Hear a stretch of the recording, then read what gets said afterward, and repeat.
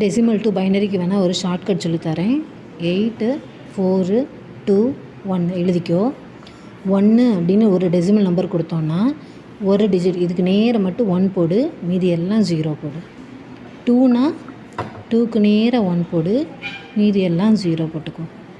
3 அப்படின்னா 2வும் 1 கூட்டினா 3, அதனால் 2லையும் 1லையும் மட்டும் 1 போட்டுக்கோ, மீதி எல்லாம் 0.